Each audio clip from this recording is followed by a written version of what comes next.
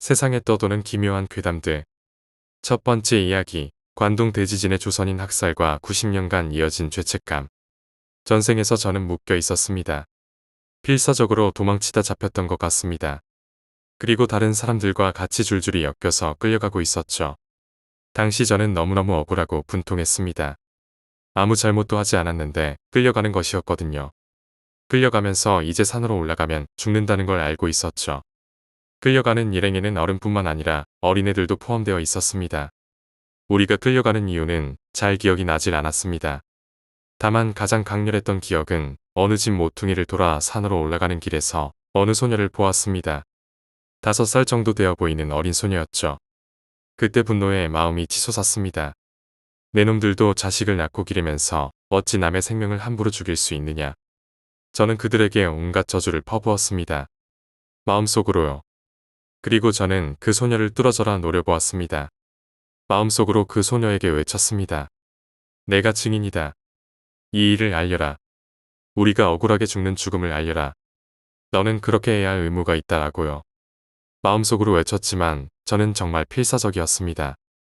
내가 나중에 커서 자라서라도 꼭 이 사실을 모두에게 알려달라고. 소녀는 놀란 눈으로 저를 보고 있었고 저는 그 소녀와 눈을 마주친 채 한동안 서 있었습니다. 아이 엄마가 황급히 나와서 아이를 데리고 들어가고 저는 산으로 끌려가서 죽임을 당했습니다. 죽는 꿈은 너무 생생해서 정말 끔찍했던 꿈이었죠. 이 꿈을 어릴 때 한 번, 중고등학생 때 한 번, 이렇게 2번 꾸었습니다. 끔찍한 꿈이라 잊었던 꿈이었는데 그 꿈을 되살아나게 한 건 어느 다큐멘터리였습니다. 그건 관동 대지진 때 조선인 학살에 관한 다큐였습니다. 90세가 다 된 일본인 노파가 그때 이를 증언하는 내용이 나왔죠. 그 당시 분명 조선인 학살이 있었다고 노파가 주장하는 내용입니다. 일본은 그러한 사실을 공식적으로 없다고 주장했지만 그 당시 그 노파의 집 뒤뜰에서 산으로 끌려가는 조선인들을 보았다고 노파는 주장했습니다. 그러면서 끌려가는 조선인 남자와 눈이 마주쳤는데 그 눈은 우리가 억울하게 죽는 죽음을 알려달라고 호소하는 눈빛이었다고. 그 눈빛이 90년 동안 뇌리에 떠나질 않았다고 합니다. 그 노파는 그동안 죄책감을 갖고 살다가 도저히 안 되겠다 싶어서 죽기 전에 이 일을 증언하기 위해 나온 거라고 하더군요. 전 망치로 얻어맞은 듯한 충격을 받았습니다. 내 꿈 내용과 너무나도 많은 부분이 일치했기 때문입니다.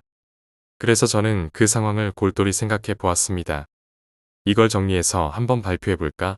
한편으론 그 소녀에게 미안한 감정도 들더군요. 90년 동안이나 괴롭혀 왔다니. 또 다른 한편으론 전생이란 게 정말로 있구나 싶더군요. 그럼 내세 또한 존재한다는 거 아니겠습니까? 한동안 혼란해했다가 우연의 일치겠지라고 치부했었는데 그 후 나이도 더 먹고 생각도 깊어지니 얼마 전 문득 그 노파 생각이 나더군요. 이젠 그분도 돌아가셨겠구나 하는 생각도 들고요. 갑자기 마음속으로 부탁한 거지만 지켜줘서 고맙다는 생각도 드네요. 저승사자를 목격한 적도 있으니 안 믿는 분은 안 믿으시겠지만 저는 확신이 삽니다. 우리의 삶은 지금 현생이 끝이 아니라는 걸요. 살아있는 동안에 좋은 일 많이 하면서 삽시다. 2번째 이야기, 약혼자. 작년 2월에 할머니가 돌아가셨습니다. 할머니의 장례식에서 있었던 이야기입니다. 할머니는 평소 사진 찍는 걸 싫어하셔서 사진은 거의 남아있지 않은 터라 영정 사진을 정할 때도 꽤나 애를 겪었습니다. 결국 집안을 한바탕 뒤집어서야 겨우 한 장의 사진을 발견하게 됐습니다. 그 사진에는 할머니와 어느 한 남자가 함께 찍혀 있었습니다. 사진 속의 할머니는 환히 웃고 계셨습니다. 남자는 젊은 사람이었습니다. 하지만 어쩐 일인지 집안 사람 중 그 누구도 그 남자의 정체를 모르는 것이었습니다. 장소는 확실히 친가집이었지만 그 사람이 누군지는 알 수가 없었습니다. 할머니의 얼굴이나 방의 배치를 보면 최근에 찍은 사진이 틀림없습니다. 하지만 워낙 급했던 터라 우리는 그대로 할머니의 얼굴 부분만 확대해 영정으로 삼았습니다. 장례식은 무사히 끝나 우리는 그 사진에 관한 것도 잊고 지내고 있었습니다. 그리고 할머니의 49제로 인해 가족이 오랜만에 한데 모인 날이었습니다. 급한 일이 있어 장례식에는 참석하지 못했던 나보다 9살 많은 사촌 누나가 그 사진을 보고 갑자기 안색이 변했습니다. 이건 토시군이잖아. 라고 멍하니 중얼거리는 누나. 나도 그 이름은 들어본 적이 있었습니다. 누나의 약혼자였던 것입니다. 하지만 그는 할머니를 만난 적이 한 번도 없었습니다. 3년 전에 병으로 세상을 떠났으니까요. 토시군이 할머니를 만날 가능성은 전혀 없었습니다. 그리고 사진에 찍혀있는 우리 집은 2년 전에 개축한 모습이었습니다. 어째서 이런 사진이 남아있는 것일까요? 찍은 사람이 누구인지도 알 수 없습니다. 다만 마음이 놓이는 건 할머니는 무척 행복한 표정을 짓고 계셨다는 점입니다. 세 번째 이야기, 학교 과제. 나는 어느 영상 제작 전문 학교에서 강사의 조수로 일한 적이 있습니다. 당시 1학년 수업에 카메라를 사용해 정해진 테마의 영상을 다음 시간까지 찍어오기라는 과제가 나온 적이 있었습니다. 그런데 그 강사가 첫 번째 수업에서 과제로 내는 테마는 언제나 같았습니다. 죽은 거리라는 테마였습니다. 수업의 목적은 고객의 막연한 요구에 어떤 구체적인 영상을 제시할 것인가라는 걸 지도하기 위한 것이었습니다. 예를 들어 죽은 거리라는 테마의 경우 쇠퇴하여 사람의 모습이 보이지 않는 거리에 영상을 찍어오면 좋은 거죠. 그렇지만 1학년 학생들은 아직 학교에 입학한 지 몇 달 지나지도 않은 터라 완전히 아마추어였습니다. 그런 의도를 이해하기에는 아직 많이 부족했었기에 이상한 것을 찍어오는 경우가 정말 많았습니다. 죽은 벌레를 찍어오거나 자살하는 사람을 주제로 모노 드라마를 만들어 오기도 했죠. 그런데 그렇게 학생들이 찍어 온 영상 중에 하나 묘한 것이 섞여 있었습니다. 그 영상은 학교 별관을 배경으로 황혼이 비치는 가운데 학생이 카메라를 들고 건물 안을 돌아다니며 이곳은 여자가 자살해서 유령이 나온다고 합니다. 라는 둥 이야기를 하는 특이한 영상이었습니다. 영상은 건물을 모두 지나치고 마지막으로는 최상층의 교실에서 마지막 괴담을 이야기하고 카메라가 갑자기 앵글을 바꿔 고정된 채 화면 위쪽의 창문을 찍는 것으로 끝났습니다. 그리고 그 창 밖에는 창문에 손을 꽉 대고 있는 여자가 붙어 있었습니다. 한마디로 귀신 이야기를 하고 있으면 귀신이 나타난다는 이야기를 실현한 거죠. 나와 강사는 그 영상을 보고 기바람에 감탄을 했습니다. 바깥도 슬슬 어두워지고 있었고 카메라의 초점도 다른 쪽에 맞춰져 있어 표정이 흐릿했지만 그것이 오히려 더 귀신 같아 상당히 무서웠습니다. 그리고 다음 수업 시간에 나는 그 영상을 찍은 학생과 대화를 하게 되었습니다. 테마에서는 약간 벗어나 있을지언정 영상이 재미있었으니까요. 그런데 그렇게 이야기를 나누던 도중 이상한 것을 알아차렸습니다. 그 학생은 창밖에 여자에 관한 것을 전혀 모르고 있던 것입니다. 확실히 그 건물에서 괴담을 말하며 영상을 촬영했지만 이야기가 끝나고 창문을 찍은 것은 단순히 촬영을 끝내고 카메라를 내려놓은 것뿐이었다는 것입니다. 스위치를 누르는 것을 잊어 카메라가 계속 켜져 있던 거죠. 짐을 다 정리했을 때에야 카메라가 켜져 있는 걸 알아차리고 황급히 녹화를 중단했지만 아직 자신은 편집 기재도 사용할 수 없을 뿐 아니라 거기 다른 영상을 더 씌우는 것도 애매해서 그대로 제출한 것뿐이라는 것이었습니다. 나는 그 학생이 겁을 주려고 장난치는 것이라고 생각해서 그 사람 여자친구지? 그렇게 높은 곳에 서 있었는데 화 안 냈어? 라고 놀렸습니다. 하지만 그 학생이 무슨 소리냐고 화를 내서 영상을 편집실에서 다시 돌려보기로 한 것입니다. 그래서 여자가 창밖으로 보이는 걸 가리키면서 저기 봐라고 말했더니 그 학생은 얼굴이 새파래졌습니다. 전 이런 거 찍은 적 없어요. 전 모른다고요. 그렇게 말하고 그는 그대로 집으로 돌아갔습니다. 하지만 나는 혼자 편집실에 남아서 끝까지 연기를 하다니 재밌는 친구야 라며 싱글싱글 웃으며 그 영상을 다시 돌려보고 있었습니다. 그리고 그 순간 알아차렸습니다. 영상에 찍힌 교실 창문 크기로 계산하면 그 여자의 얼굴은 적어도 70cm는 되어야 하는 것입니다. 순간 온몸에 소름이 돋아나는 그대로 영상을 끄고 집으로 도망쳤습니다. 이후에도 한동안 그곳에서 근무했지만 그렇게 오싹했던 영상은 그때가 처음이자 마지막이었습니다. 네 번째 이야기, 세상의 불안. 자전거를 타고 지하도로를 내려가면 피아노 선이 걸려 있어서 목이 잘려나간 때 어느 사이트에 접속하면 정말로 불행을 가져오는 메일이 날아온다던데 밤길을 돌아다니고 있으면 등 뒤에서 발소리가 들려오는데 뒤를 돌아보면 그대로 죽어. 자는 도중 오르골 소리가 들려오기 시작할 때 그걸 끝까지 들으면 귀가 녹아버린대. 어느 대형 테마파크에서는 하루에 한 명씩은 사라진다던데 달력에 표시한 적도 없는데 동그라미가 쳐져 있으면 그날 누군가 죽던데 모르는 사이에 다친 적 없어? 그런 건 저주의 각인이야. 누구든 누군가를 저주하고 있어. 무서운 이야기를 너무 많이 읽으면 실제로 일어난다고 해요. 창문 밖에서 이상한 소리가 들리네. 누가 있는 걸까? 여긴 10층인데. 인간은 죽어버려라고 써진 글을 계속 보면 실제로 죽어버리고 싶어진대. 거미를 손가락으로 으깨면 손에 거미알이 옮겨붙어 몸에 거미가 기생한다던데. 전봇대 뒤에 누군가 숨어 있어도 말하면 안 돼. 죽어버리니까. 지하철을 타고 가고 있는데 창문 밖에 사람이 계속 서 있어. 청소를 하다 보면 자기 머리카락이 아닌 긴 머리카락이 있을 때가 종종 있지 않니?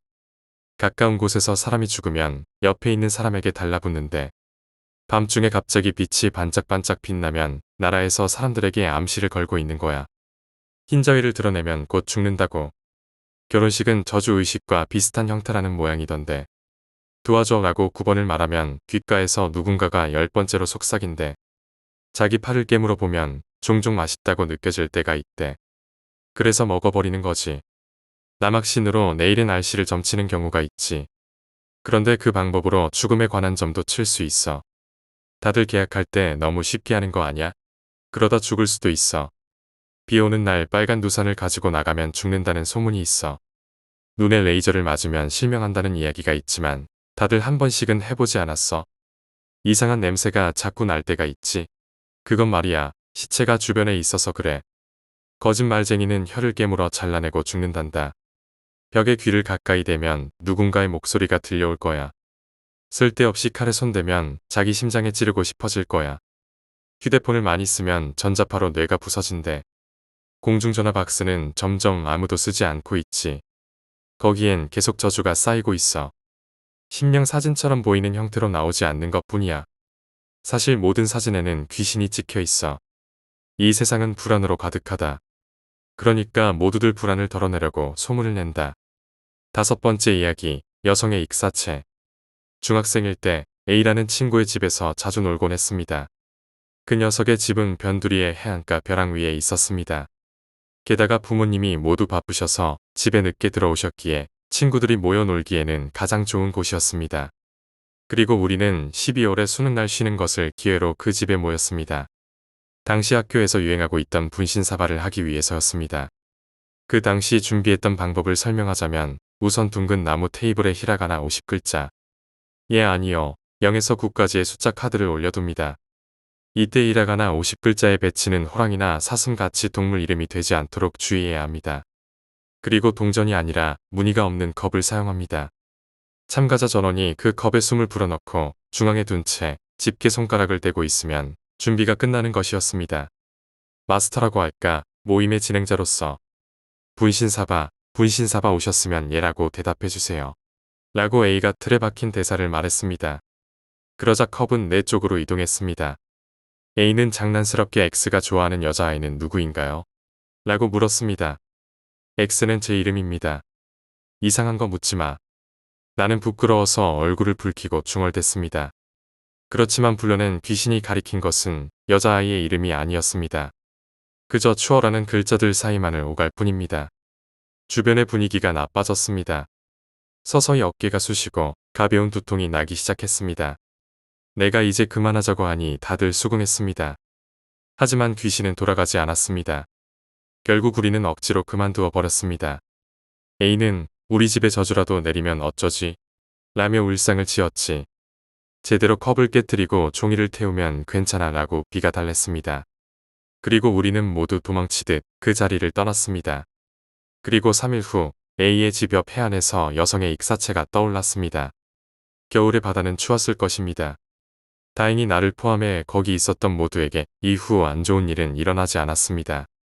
부디 그녀의 명복을 빕니다. 6번째 이야기, 여름의 미스터리. 동아리 활동 때 있었던 일입니다. 그날 나와 친구 3명은 기온이 30도를 넘는 한여름에 3시간이 넘도록 럭비 연습을 했습니다. 담당 교사의 욕을 실컷 해대면서도 몸을 좀 식힐 생각으로 학교 수영장에 가기로 했습니다. 다 같이 왁자지껄하며 놀다가 술래잡기도 하면서 시간을 보냈습니다. 그러다 문득 한 녀석이 우리 잠수 오래하기 시합하자라고 제안해서 4명이 다 같이 잠수를 하게 되었습니다. 신호와 함께 모두 물속으로 들어갔습니다. 누가 몰래 물 밖에 나가 있지 않도록 수영장 밑바닥에 모여 서로 마주보는 형태로 잠수를 시작했습니다. 30초나 40초쯤 지났을까? 아픔은 없지만 온몸이 핀으로 고정된 것 같이 움직일 수 없게 되었습니다. 그리고 그대로 우리는 수영장 바닥에 자는 것 같이 눕게 되었습니다. 그 와중에도 기분은 대단히 좋았던 것으로 기억합니다. 마치 따뜻한 이불 속에 들어가 있는 느낌이 들어 나도 모르게 눈이 감겨왔습니다. 그리고 서서히 눈앞에 영상이 떠오르기 시작했습니다. 꿈이라고 할까, 주마등이라고 할까. 내가 학교와 집을 굉장한 속도로 왕복한다거나 하늘로 붕 떠오르기도 했습니다. 대단히 상쾌한 기분이었지만 몸은 어쩐지 매우 차가웠습니다. 하늘로 올라가 구름 위까지 올라갔더니 갑자기 급강하기 시작했습니다. 아래에는 집이나 빌딩이 보입니다. 어떻게든 멈추고 싶지만 멈추지 않습니다. 그대로 콘크리트 바닥에 부딪힙니다. 그리고 콘크리트 바닥에 부딪힌 순간 몸이 움찔하며 튀어올랐습니다. 여전히 나는 물속에 있었기 때문에 나는 급히 바닥을 차고 수면에 얼굴을 내밀어 콜록대며 숨을 들이쉬었습니다. 물을 잔뜩 마신 것인지 기침이 계속 나오고 몸도 나른했습니다. 바로 뒤를 이어 다른 새 친구도 나와 비슷한 모양새로 수면에 올라왔습니다. 우리는 멍한 얼굴로 서로를 바라봤습니다. 점심시간 즈음에 수영장에 왔었는데 어느새 주변은 어두워져 있었습니다. 시계를 보니 시간은 저녁 7시를 조금 넘어 있었습니다. 물속에서 7시간이나 잤던 것인가? 그것도 4명이 동시에. 아직도 그 사건은 우리들 사이에서 여름의 미스터리로 남아 있습니다. 7번째 이야기, 머리카락. 얼마 전에 있던 일입니다. 최근 종종 입안에 머리카락이 들어있는 일이 생겼습니다. 게다가 반드시 한 가닥의 긴 검은 머리카락입니다. 우리 집에는 그렇게 긴 머리카락을 가진 사람은 없습니다. 이상하다고 생각하면서도 한두 번은 그러려니 하고 넘어갔습니다. 하지만 요즘에는 하루에 한 개씩은 꼭 입안에 머리카락이 들어있는 것입니다. 그리고 아까 나는 꿈을 꿨습니다. 내가 길고 검은 머리를 가진 여자의 머리를 갉아먹는 꿈을. 여자는 무척이나 아파하고 있어서 나는 정말로 미안하면서도 기분이 나빴습니다. 게다가 자세히 보면 나는 머리카락만을 먹고 있는 것입니다. 여자는 조금씩 머리카락이 없어져 갑니다. 나는 그 광경을 아연히 바라보고만 있었습니다. 그러자 갑자기 여자가 나를 노려보며 도와줘라고 악마 같은 얼굴로 노려보는 것입니다. 거기에서 나는 꿈을 깼습니다. 그리고 마치 당연하다는 것처럼 내 입안에는 머리카락이 가득 차 있었습니다. 다음 날 나는 신사를 하는 친구를 찾아가 귀신을 떨쳐내달라고 부탁했습니다. 의식 도중에 나는 정신을 잃고 있었기 때문에 기억은 전혀 나지 않습니다. 정신을 차린 후에 친구에게 어떤 귀신이었어? 라고 물어봤지만 친구는 모르는 편이 좋을 거다라던가 들으면 후회할 거야 라고 대답을 피할 뿐이었습니다. 몇 번이나 끈질기게 묻자 친구는 겨우 입을 열었습니다. 어쩌면 너는 가까운 시일 내에 목숨을 잃을지도 몰라. 주의해라. 그리고 며칠 뒤 친구는 세상을 떠났습니다. 친구는 죽기 전날 나를 만나 부적을 건네주었습니다. 만약 내가 죽으면 이걸 열어봐. 그리고 절에 부탁해서 성불시켜줘. 부적 안에는 몇 장의 지폐와 지난번의 머리카락이 몇 가닥 있었습니다. 내가 찾아간 절의 스님은 머리카락과 지폐를 보자마자 나를 더 큰 절로 데리고 갔습니다. 그곳에서 의식이 치러졌고 스님은 며칠이 걸려서야 겨우 머리카락의 원한을 떨쳐냈다고 말했습니다. 나는 아직도 그 꿈의 의미와 그 귀신의 정체를 모르겠습니다. 내 친구는 나를 대신해서 세상을 떠난 것일까요? 8번째 이야기, 선생님께. 어제 아침 선생님이 은영이가 실종되었다고 한다라고 말씀하셨을 때 선생님이 주의 깊게 살피셨다면 저를 비롯한 불안에 떠는 아이들을 발견할 수 있었을 겁니다. 학위사 30명이 넘는 학생 중에서 고작 대여섯 명에 불과한 저희를 발견하셨다면 그게 더 놀라운 일이겠지요. 저와 함께 다니는 몇 명의 아이들을 아실 거라 생각합니다. 몰려다니며 이런저런 장난도 많이 치고 여러 과제도 하고는 했으니까요. 그리고 그중 한 명이 지금 실종 신고가 접수된 상황이라는 것도 아실 겁니다. 은영이도 이제 곧 그렇게 되겠지요. 제 개인적인 생각이지만 아마 몇 명의 학생이 더 없어질 겁니다. 그 중에는 저도 포함될 것 같아요. 어디서부터 말씀드려야 할지는 모르겠지만 일단 기억나는 대로 적어보려고 합니다. 한 달 전쯤이었을 겁니다. 수업을 마치고 아이들과 모여 집으로 가던 중 누군가가 폐공장에 대한 이야기를 꺼냈습니다. 아마도 준태였을 겁니다. 그런 이야기를 가장 많이 아는 녀석이니까요. 폐공장이 흉가가 있던 곳을 허물고 지은 곳이라 이유를 알 수 없는 일이 많이 벌어졌습니다. 사람들은 귀신의 소행으로 생각했고 결국 직원들이 못 견디고 떠났습니다. 그 때문에 공장을 운영할 수 없는 지경에 이르렀다는 이야기였습니다. 그냥 흔하디 흔한 괴담이었습니다. 항상 그랬듯이 말입니다. 저희도 그냥 쉽게 생각했습니다. 그리고 주말에 그곳을 가보기로 했습니다. 겁도 없구나라고 생각하실지 모르겠습니다만 이미 한두 번 있는 일이 아니었으니까요. 기억하실지 모르겠지만 학기 초 누군가가 한밤중에 학교에 침입한 일이 있었죠. 네, 저희가 그랬습니다. 음악실에 정말 귀신이 있는지 알고 싶었거든요. 결국 확인은 못하고 소동만 일으켰지만 그런 식으로 여러 곳을 다녔습니다. 방학 중에는 지방까지 가기도 했었습니다. 하지만 한 번도 귀신을 봤다던가 이상한 일을 겪은 적은 없었습니다. 가장 무서웠던 일은 그런 곳에서 다른 팀을 만난 정도였으니까요. 그러니까 귀신이 아니라 사람을 본 것이 여태 겪었던 가장 무서운 일이었죠. 어쨌든 이번에도 갔었습니다. 병철이와 준태는 후레쉬를 들고 왔고 저는 사진기를 준비했지요. 은영이는 캠코더를 가지고 왔습니다. 나머지는 굳이 말할 필요 없는 쓸데없는 것들을 가져왔지요. 그렇게 공장으로 들어갔습니다. 공장은 그렇게 크지 않았습니다. 제가 생각한 공장에 대해서 아이들에게 말하니 그건 거의 공단이지 바보야라는 핀잔만 들었습니다. 공장 안에는 여러 가지 기계가 있었습니다. 아버지의 회사에서 비슷한 기계를 봤다는 성준이의 말에 의하면 NCT라던가 절곡기계, 레이저 절단기, 융접하는 기계 등등이 있었습니다. 한 곳에 섞여 있던 것은 아니고 구역별로 그런 기계들이 놓여 있었습니다. 여기서 NCT나 레이저로 모양을 만들면 이쪽에서 절곡을 하고 이쪽에서 용접을 하고 다른 곳에서 조립을 하는 거짓 따위의 설명을 들으며 공장 안을 둘러보았습니다. 준태가 말한 귀신이 나온다는 곳은 용접기가 놓여 있는 곳이었습니다. 다른 곳과 다르게 칸막이가 쳐져 있어서 뭔가 수술실 같은 느낌이 들기도 했습니다. 은영이와 저는 카메라와 캠코더로 주위를 찍었지요. 어차피 저와 은영이의 역할은 그것이었으니까요. 성준이가 별건 없네라고 말한 순간이었습니다. 병철이와 준태의 후레쉬가 한 번에 고장 나버린 겁니다.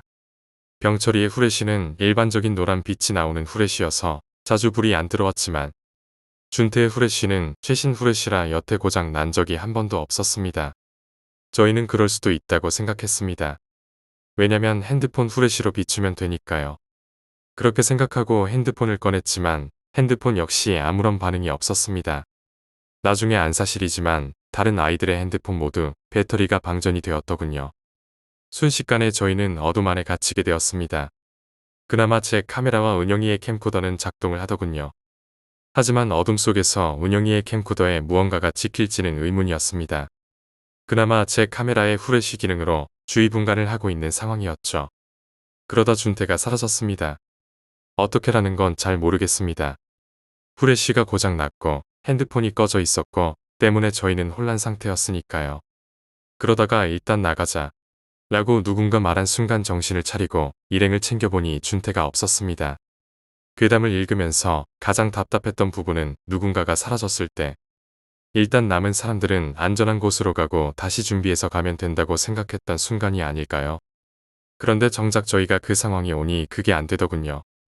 우정인지 의리인지 객기인지는 잘 모르겠지만 저는 일단 나가자고 주장했습니다. 나가서 후레쉬라도 고치던가 어른들이라도 데리고 와야지 지금 상황에서는 더 위험하니까요. 귀신을 떠나서 밤중에 공장 안에 돌아다니다가 어딘가에 부딪히거나 넘어져서 다치면 큰일이잖아요. 그런데 은영이와 병철이가 강력하게 반대를 하였습니다.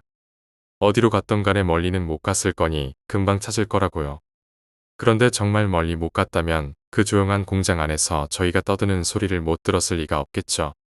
어쨌든 은영이와 병철이는 좀 더 찾기로 했고 저와 성준이는 일단 나가기로 했습니다.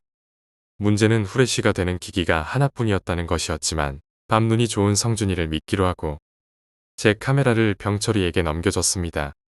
그렇게 저와 성준이는 들어왔던 곳으로 갔습니다. 처음에는 잘 보이지 않았지만 어둠에 익숙해지니 약간은 보이더라고요. 너무 조용했는지 성준이가 얼마 전 웹툰을 보았는데 거기서 헛것이라는 건 없다라고 하더라 라는 이야기를 했습니다. 이 상황에서 또 무서운 이야기를 하는 성준이의 담력이 존경스러웠습니다. 그러나 지금 와서 생각해보면 성준이는 무언가를 보았던 겁니다. 어쨌든 한참을 걸어서 공장을 나올 수 있었습니다. 너무 조용하지? 라는 성준이의 말에 그러게라고 대답했습니다. 별 생각 없이요. 그리고 성준이가 덧붙인 말을 듣고서야 깨달았습니다. 공장 안에서도 너무 조용했어. 너랑 나 말고는 아무도 없는 것처럼. 병철이나 은영이가 그렇게 조용히 다닌 걸까? 그렇게 큰 공장도 아닌데 아무 소리가 안 들릴 수 있나? 라고 성준이가 말했습니다. 바로 얼마 전까지 제가 했던 생각인데 그새 잊어버린 겁니다. 준태가 멀리 안 갔다면 우리 소리를 들었을 거야 라고 생각했었으면서. 그런데 공장 안에서 가봐야 얼마나 멀리 갔을까요? 그러자 성준이가 공장 한쪽에 작은 건물이 하나 있었어. 아마 사무실이었겠지. 거기로 갔다면 안 들릴 수도 있어라고 말했습니다. 우리는 결정을 내려야 했습니다. 여기 남아서 아이들을 기다릴지 아니면 집으로 가서 다시 준비하고 나올지. 결국 집이 가장 가까운 성준이가 집으로 가서 후레쉬와 형들을 데리고 오기로 했습니다. 저는 기다리기로 했고요. 성준이가 떠난 지 한참 뒤 공장에 들어갔었던 나머지 3명이 나오는 모습이 보였습니다. 은영이는 계속 울고 있었고 병철이는 얼굴이 새파랗게 질려 있었습니다. 새파랗게 질리다라는 표현이 어떤 건지 확실하게 알 정도로요. 준태는 완전 넋이 나가 있었습니다. 병철이의 말로는 건물 안쪽 화장실에서 발견했다고 합니다. 성준이가 예상했던 곳이었죠.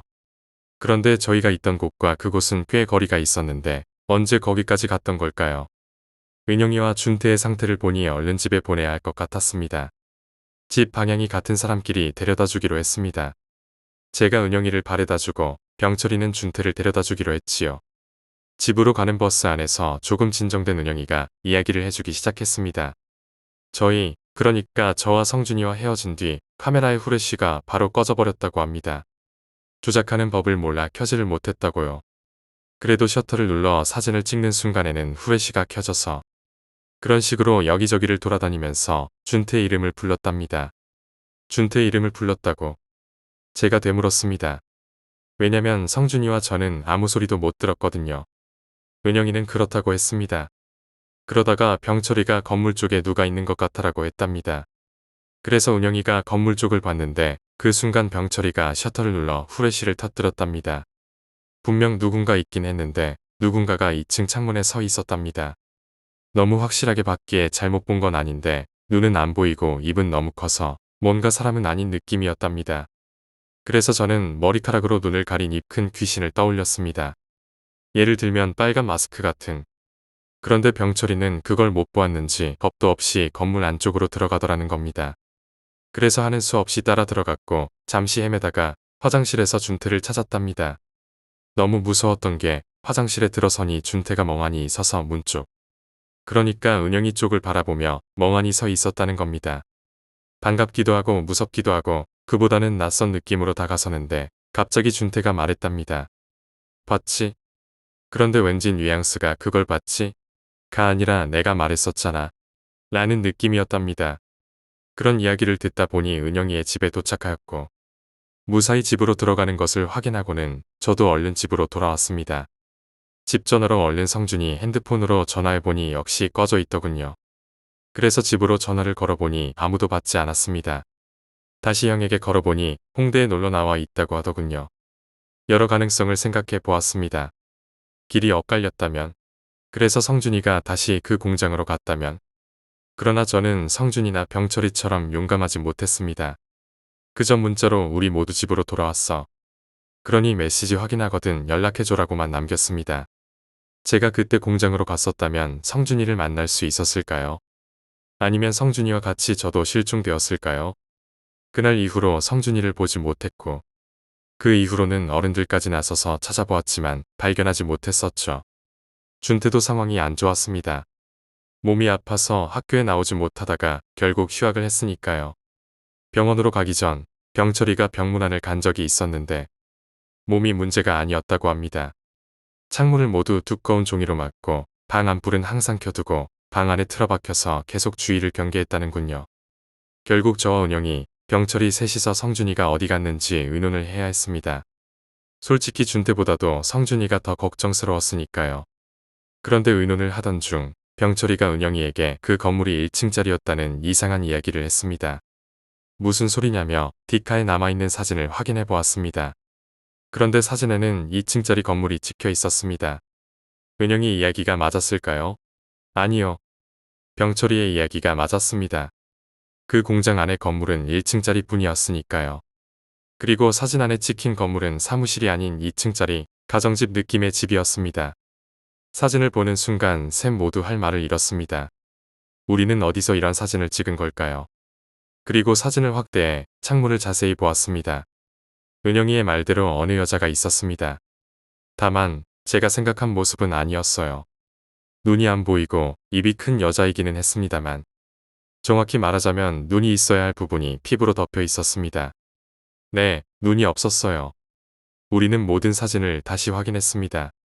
그리고 우리가 인터넷에서만 봤던 합성으로 된 무서운 사진을 우리가 찍은 사진에서 확인할 수 있었습니다.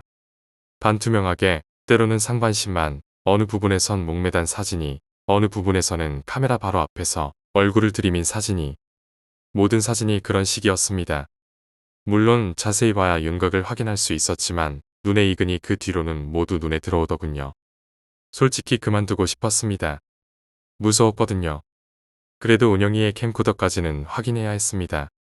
캠코더에는 그런 무서운 것들이 찍혀 있지는 않았습니다.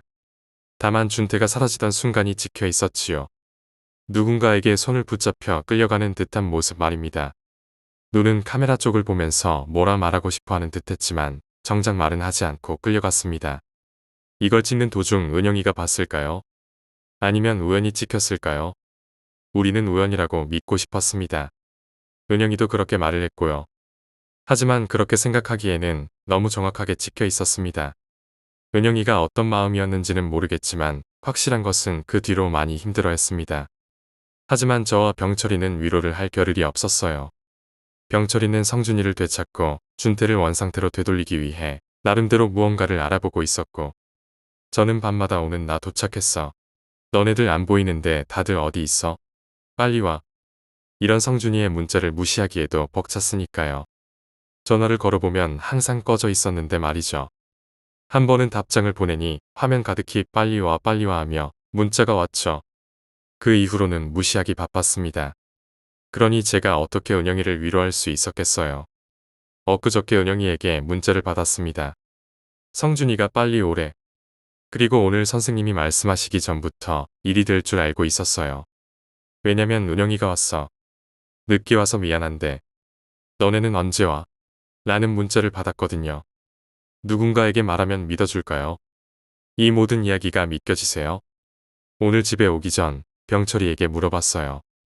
혹시 성준이에게 문자 같은 거 오냐고.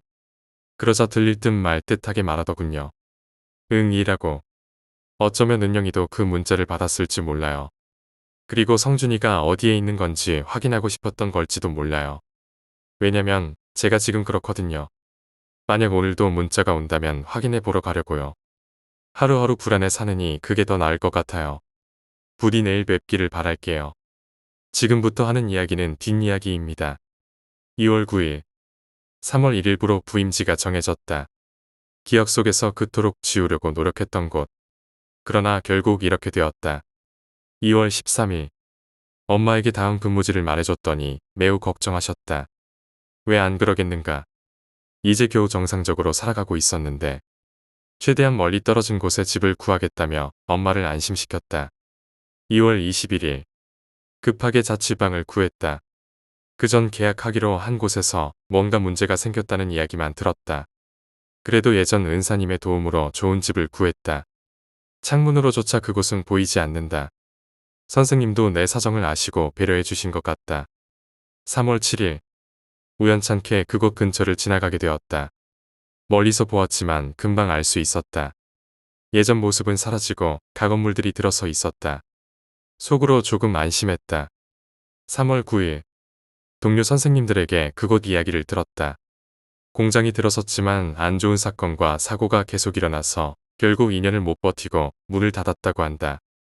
사장과 그 가족은 이민을 갔다고. 흉흉한 소문 때문에 팔지도 못하고 임대도 못해서 그냥 방치되는 중이란다. 얼마나 급하게 떠났으면 공장 기계들도 그대로라고 했다.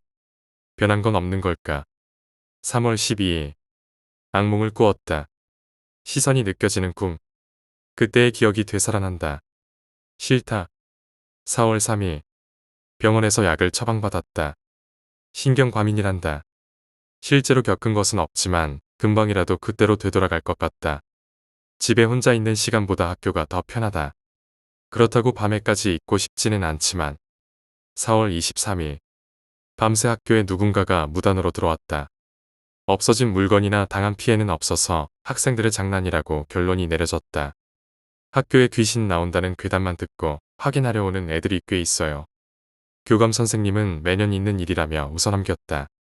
그것도 다 추억이 아니겠냐고. 5월 5일 성묘를 다녀왔다. 매년 빌지만 용서받지 못할 것 같다. 5월 26일 목소리가 들렸다. 아주 잠깐이지만 분명히 들었다. 환청일까? 너무 신경 쓰고 있는 것은 아닐까? 6월 7일 누군가 밤마다 규칙적으로 문을 두드리고 간다. 가벼운 노크 정도지만 매번 깜짝깜짝 놀라지만 할 수 있는 건 없다.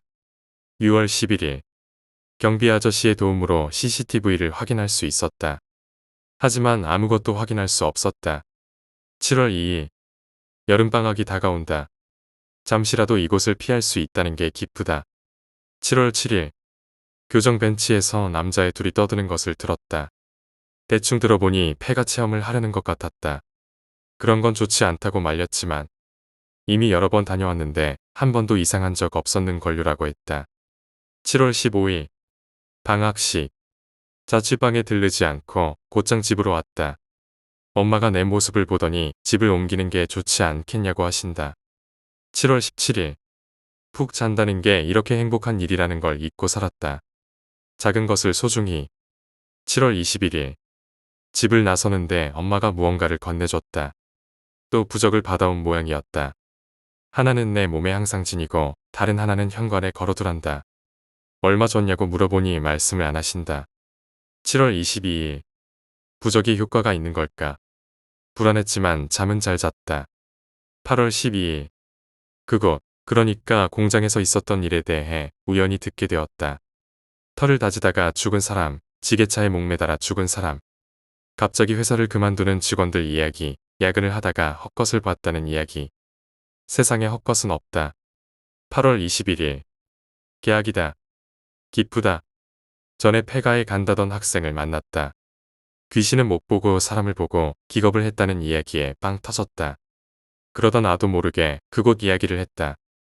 아주 잠깐 실언을 했을 뿐 화제를 돌렸지만 오히려 그 모습이 호기심을 자극한 건 아닐까 걱정된다. 8월 23일 그곳에 가보기로 했단다. 맙소사. 난 또 같은 짓을 해버렸어. 가지 말라고 말렸지만 절대 내 말을 듣지 않겠지. 9월 3일 학생 하나가 실종되고 다른 한 명은 며칠째 학교에 못 나오고 있다. 무슨 일이 있었던 걸까? 밤마다 창문 밖에서 웃음소리가 들린다. 그때처럼 9월 13일 여자아이 하나가 사라졌다. 해당 반 담임 선생님이 하필 결근을 하셔서 내가 대신 그 반 아이들에게 전해주게 되었다. 듣기로는 전에 사라진 그 아이들과 친구라고 한다. 학교에 흉흉한 소문이 돌고 있다. 귀신이 데려간 거라는 이야기. 난 그들이 어디 있는지 알고 있다. 그러나 가고 싶지도 않고 믿어줄 사람도 없겠지.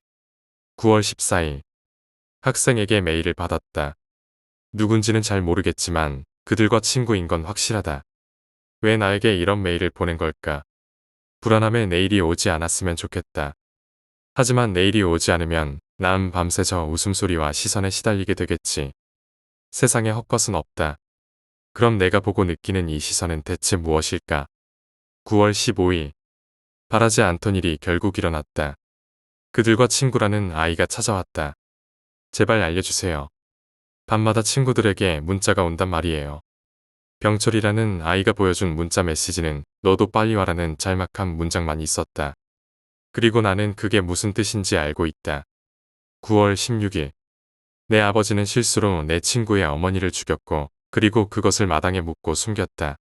아버지는 밤마다 무언가에 시달렸고 그것이 무엇인지는 아버지가 돌아가신 후 알게 되었다. 아버지처럼 죽기 싫었고 너무 무서워서는 내 친구를 불러들였는데 그날 밤 심장마비로 죽고 말았다. 그날 이후로 날 바라보는 시선은 두 개가 되었다.